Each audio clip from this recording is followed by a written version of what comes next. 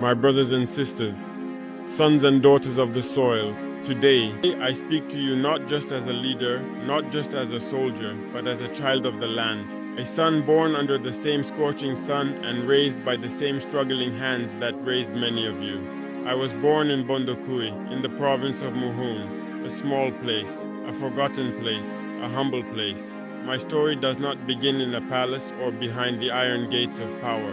My story begins in the dust, in the dryness, in the echo of hunger in the belly of a child. It begins with the cry of a mother who has nothing but love to give, and the silence of a father who works the land but reaps little. I walked barefoot. I drank water from the same ponds as cattle. And yet, even in that silence, even in that forgotten village, I had dreams. I was not supposed to dream, but I did. I did not even know what power meant, but I knew injustice. I saw my people suffer while others lived in glass towers. I watched teachers go months without pay. I watched pregnant women travel miles to find a clinic that had no medicine. And I asked myself, why? I started school with nothing but a slate and a broken pencil.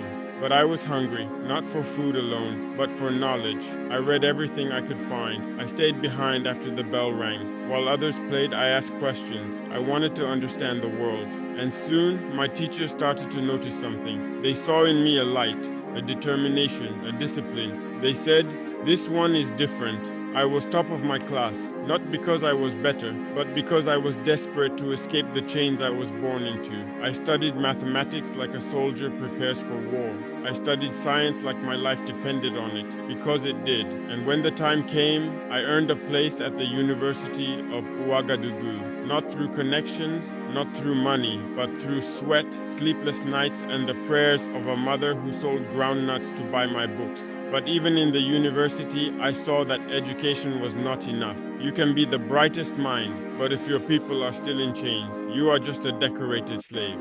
So I made a decision. I joined the army, not because I loved war, but because I wanted to serve. I wanted to protect. I wanted to be part of something that could fight for the people who could not fight for themselves. I trained hard. I trained with tears in my eyes and blisters on my hands. I learned discipline. I learned silence. I learned the kind of strength that doesn't shout, but stands firm. I became a soldier, and in that uniform, I found purpose. I trained in Burkina Faso. I trained in foreign countries. I stood beside commanders from powerful nations. And everywhere I went, I asked one thing: what is the role of a soldier? And the answer echoed every time: to defend the land and the people. And so I rose through the ranks, not because I bowed to anyone, but because I stood where others ran. I became a captain, but even as captain, I remained a son of the soil. I slept on the ground with my men. I walked in the bush. I led missions. And each time I returned, I saw the same suffering, the same roads broken, the same children out of school, the same cries of the people.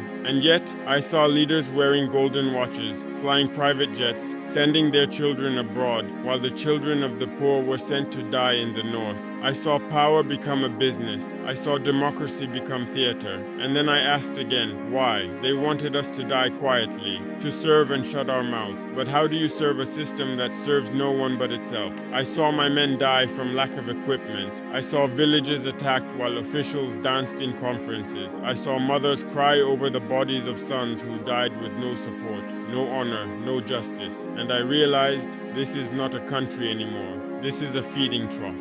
Then came the moment that changed everything. It was not planned in a golden hall. It was whispered among soldiers in the field. It was felt in the silence of the barracks. It was born out of frustration, pain, and the shame of watching our nation bleed while men in suits argued about protocol. And so, I made a decision, not with joy, not with arrogance, but with pain in my chest and fire in my heart. I stood with men who still believed in honor. I stood with brothers who had buried too many comrades. And we said enough.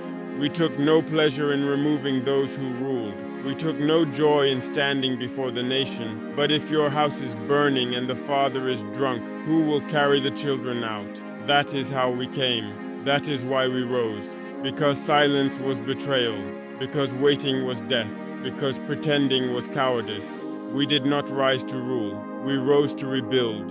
We rose to return dignity to the soldier, the farmer, the teacher, the nurse. Some say we are too young, but I say age does not build nations, courage does. Some say we have no experience, but I say, what experience did the corrupt ones have, other than stealing? They tell us we should respect the process, but what process protects criminals and punishes the poor? We are not here to be liked. We are not here to beg for validation. We are here to restore what was stolen. We are here to wake up a sleeping giant. I am Ibrahim Traore, son of the land, not a prince, not a savior, just a man who refused to kneel when his people were crying. This struggle is not about one man, it is about all of us. From the north to the south, from the market woman to the wounded soldier, from the boy herding cattle to the girl reading under a candlelight. We are one. Let them call us rebels. Let them threaten us. Let them try to isolate us. But we will not go back to sleep. We will build roads where there was dust.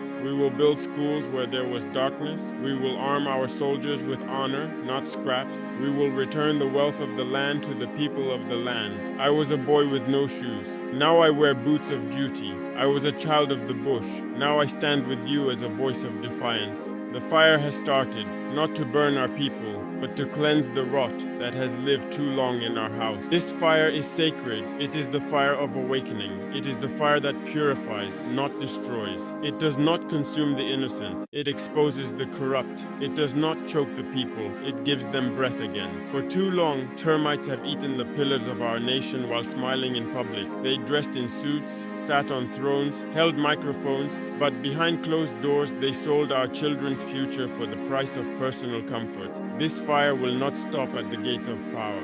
It will reach the dusty classroom where the chalk is finished. It will reach the broken hospital where a nurse is left to improvise with empty shelves. It will reach the battlefield where a soldier carries an empty gun while the leaders carry briefcases full of promises they never keep.